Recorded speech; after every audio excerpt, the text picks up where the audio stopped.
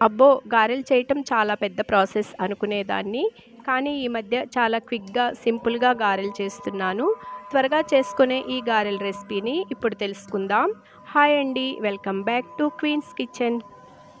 ఏదైనా అకేషన్ అయినా, మార్నింగ్ బ్రేక్‌ఫాస్ట్‌కైనా ముందు రోజే పప్పును నానబెట్టుకొని, గ్రైండ్ చేసుకొని, ఫ్రిడ్జ్‌లో స్టోర్ చేసుకున్నట్లయితే ఎప్పుడు కావాలంటే అప్పుడు చిటికెలో ఈ గారెలు చేసుకోవచ్చండి. గారెల కోసం నేను పొట్టు ఉన్న మినపప్పును తీసుకొని శుభ్రంగా కడిగి 5 అవర్స్ నానబెట్టుకున్నాను. అలానే ఒక టీ గ్లాస్ రైస్‌ని కూడా నానబెట్టుకున్నాను. దీనివలన గారెలు క్రిస్పీగా, టేస్టీగా వస్తాయి.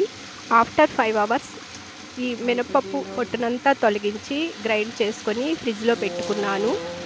మార్నింగ్ బ్రేక్‌ఫాస్ట్ కోసం ఇలా ప్రిపేర్ చేసుకున్నాను.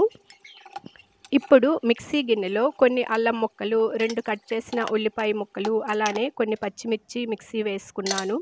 ఇప్పుడు ఈ పేస్ట్‌ని ఫ్రిడ్జ్‌లో నుండి తీసిన పిండిలో వేసుకొని, ఒక కరివేపాకు రెబ్బ, కొంచెం కొత్తిమీర, 2 స్పూన్స్ సాల్ట్, 2 స్పూన్స్ జీలకర్ర వేసుకొని అంతా కలిపి స్టవ్ ఆన్ చేసుకొని, గారెలు వేగటానికి సరిపడా ఆయిల్ వేసుకొని, ఆయిల్ బాగా హీట్ అయ్యాక గారెలను ఇలా చేతితోనే వేసుకోవచ్చు.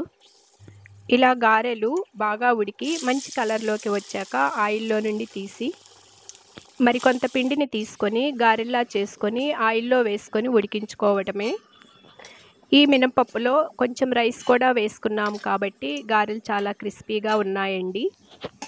ఈ గారెలు టమాటో చట్నీ అయినా, వేరుశనగ చట్నీ అయినా, చికెన్ గ్రేవీలోకి అయినా చాలా బావుంటాయండి. చాలా సింపుల్‌గా చేసుకునేటటువంటి ఈ గారెల రెసిపీని మీరు కూడా ఒకసారి ట్రై చేయండి.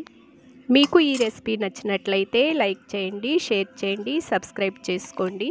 మరి ఒక కొత్త రెసిపీతో మరలా కలుద్దాం. బాయ్.